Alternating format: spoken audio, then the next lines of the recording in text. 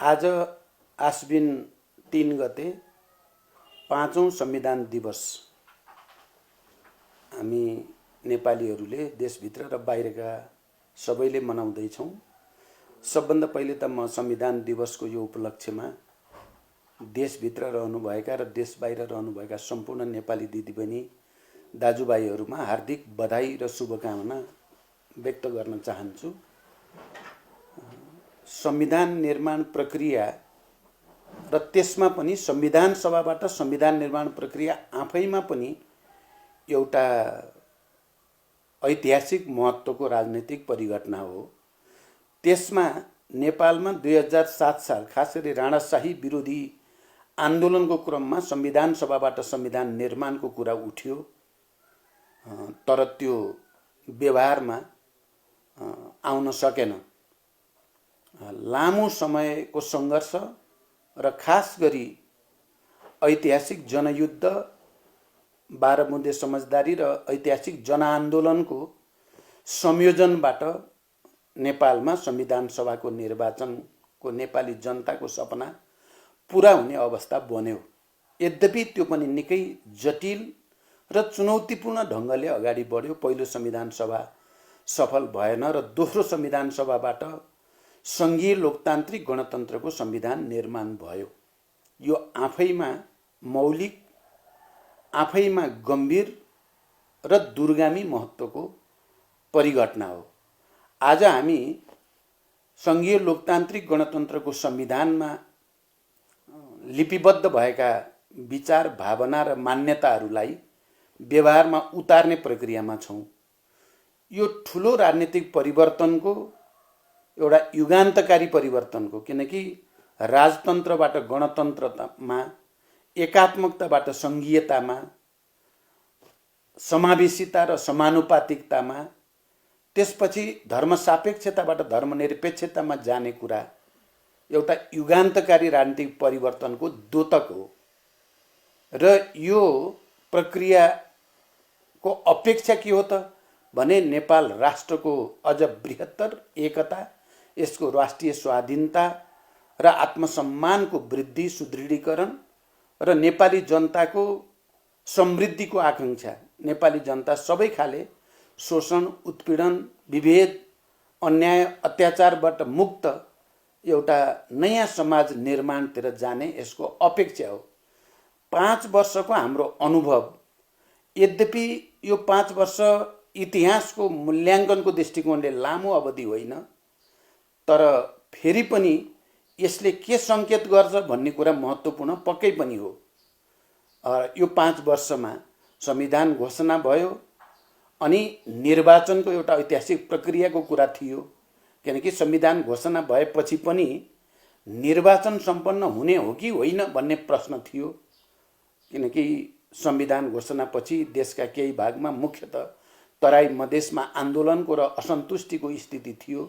त्यसलाई पनि सामेल गरेर निर्वाचनतिर जाने र सङ्घीय लोकतान्त्रिक गणतन्त्रलाई संस्थागत गर्ने चुनौती हाम्रो अगाडि थियो।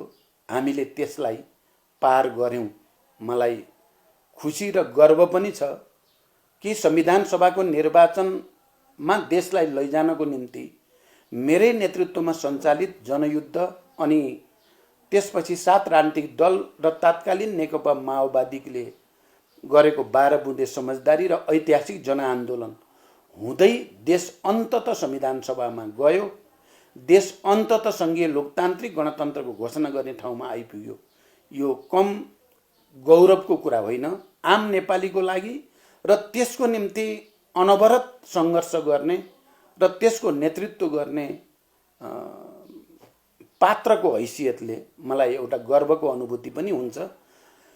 अझ त्यो संविधान कार्यान्वयन गर्ने, मुख्यतः निर्वाचन प्रक्रियामा देशलाई लैजाने र राष्ट्रिय एकतालाई सुदृढ गर्ने कुरामा पनि मैले देशको र जनताको सेवा गर्ने मौका पाएँ र निर्वाचन प्रक्रियाको सुरुवात भयो। स्थानीय तहको निर्वाचन हुँदै प्रदेश र सङ्घसम्मको निर्वाचन भयो र एउटा फड्को हामीले हान्यौँ।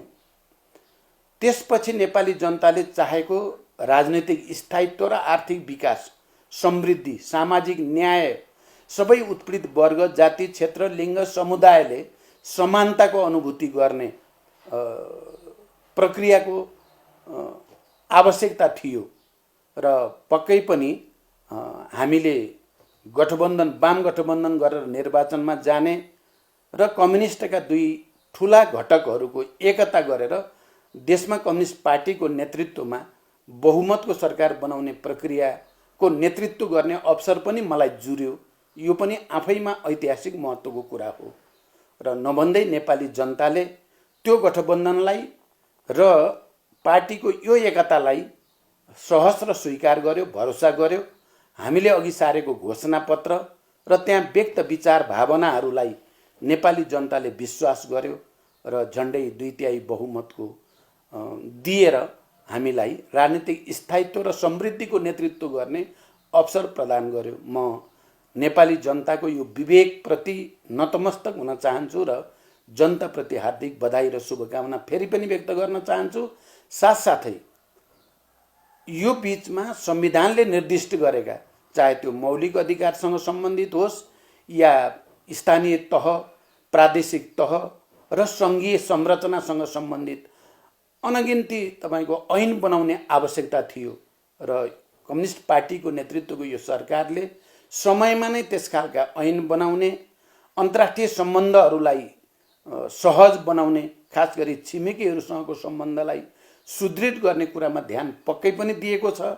त्यसै गरी पूर्वाधार विकास र निर्माणमा पनि हामी अगाडि बढी नै राखेका छौँ। तर नेपाली जनताले हामीलाई अपार विश्वास गरेर मतदान गर्ने बेलामा जसरी अपेक्षा गरेका थिए, निकै तीव्र गतिमा आर्थिक विकास हुनेछ, निकै तीव्र गतिमा सामाजिक न्याय कायम हुनेछ र समृद्धिको एउटा नयाँ दौरमा, यात्रामा अब नेपाल तीव्र वेगमा अगाडि बढ्नेछ भन्ने अपेक्षा अझै पनि पुरा भएको छैन भन्ने जनगुनासो हामीले सुनेका छौँ।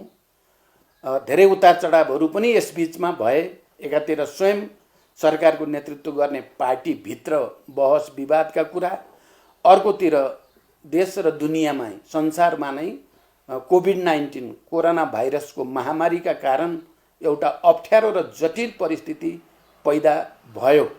फेरि पनि हामीले आफ्नो पार्टीभित्रको एकतालाई पनि नयाँ सिराबाट अगाडि बढाउँदै र कोरोनाका विरुद्ध सङ्घर्षलाई पनि अब अझ बढी प्रभावकारी बनाउने प्रतिबद्धताका साथ अहिले हामी अगाडि गइरहेका छौँ।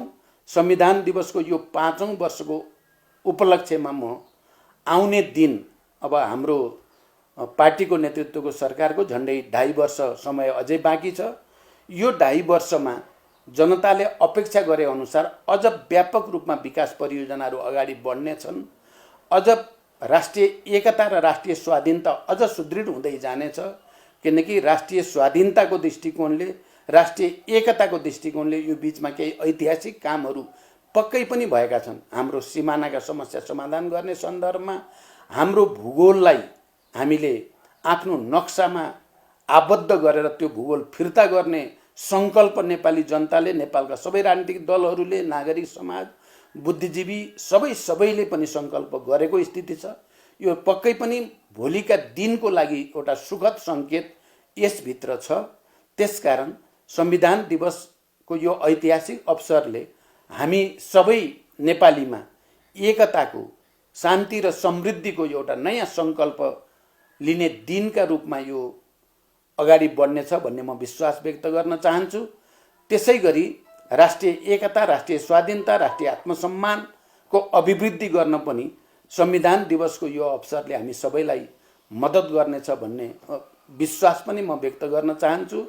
अन्तिममा फेरि एकचोटि संविधान दिवसको यो अवसर हामी नेपालीहरूको लागि, नेपालका राजनीतिक दलहरूको लागि, नागरिक समाजको लागि, पत्रकार, बुद्धिजीवी सबैका निम्ति पनि एउटा नयाँ सङ्कल्प गरेर देशलाई आर्थिक समृद्धिको र यो संविधानले परिकल्पना गरेको समाजवाद उन्मुख राज्यको कुरा जो गरिएको छ त्यो निकै नै ऐतिहासिक र महत्त्वपूर्ण छ। त्यो समाजवाद उन्मुख राज्य बनाउनको निम्ति, सुशासनको निम्ति सबै दृष्टिकोणले हामी समाजवादको भविष्य निर्माणको निम्ति सङ्कल्प गर्ने दिनको रूपमा यो रहनेछ म आम नेपाली जनता र सबै राजनीतिक शक्तिहरू, नागरिक समाज, पत्रकार, बुद्धिजीवी सबैमा पनि त्यसको निम्ति विशेष अपिल गर्न चाहन्छु। आउनुहोस्, हामी सबै एक हौँ, एक भएर राष्ट्रको एकता र जनताको समृद्धिको आकाङ्क्षा पूर्ति गर्नको निम्ति अगाडि बढौँ। संविधान दिवसले हामीलाई यही सन्देश दिन्छ भन्ने म विश्वास गर्छु।